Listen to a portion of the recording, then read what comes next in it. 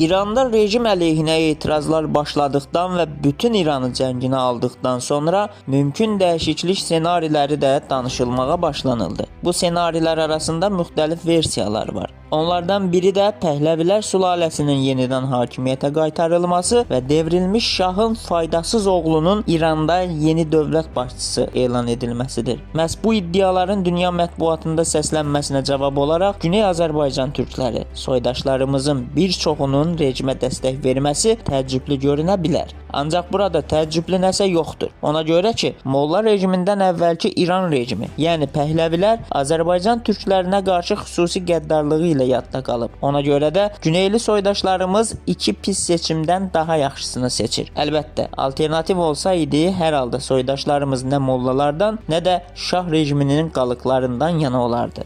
Bəs Pəhləvi rejimi Güney Azərbaycanda hansı qəddarlığı ilə yadda qalıb?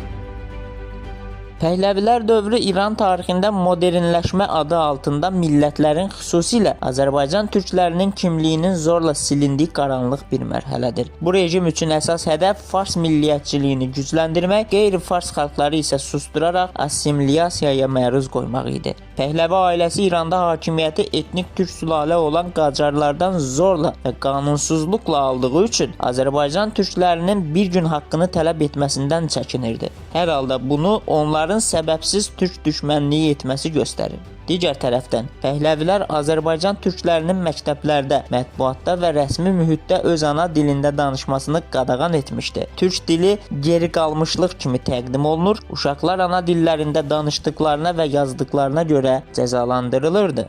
Türk kimliyini yaşadan kitablar yandırılır, nəşrlər bağlanır, milli aydınlar ya sürgün edilir, ya da həbsxanalara atılırdı. Azərbaycan tarixi sistemli şəkildə təhrif olunurdu. Eyni zamanda Təbriz və digər Azərbaycan şəhərlərində baş verən haqlı üsyanlar qan içində boğulurdu. Dinc əhaliyə qarşı ordu yeridilir, yüzlərlə insan öldürülürdü. Azərbaycan bölgələri bilərəkdən iqtisadi cəhətdən geridə saxlanılır, sərvətlər mərkəzə daşınır, yerli əhali yoxsulluğa məhkum edilirdi. Bütün bunların isə bir məqsədi var idi. Azərbaycan türklərinin milli qürurunu qırmaq, onları təcrid və təqib etməklə assimilyasiyaya məruz qoymaq və Güney Azərbaycanın tarixi kimliyini məhv etmək.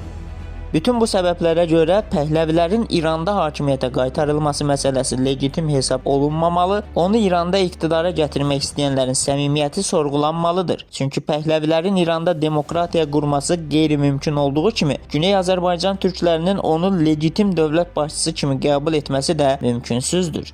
İranda bütün xalqların ortaq maraqları nəzərə alınmaqla yeni sistem formalaşdırılmalıdır. Əksi olacağı təqdirdə soydaşlarımız əsas hərbi siyasi kimlik olması zərurəti ilə öz maraqlarını müstəqil qaydada qorumalıdır. Təbriz ya əsas şəhər olmalı, ya da öz müqəddəratını ayrı təyin etməlidir.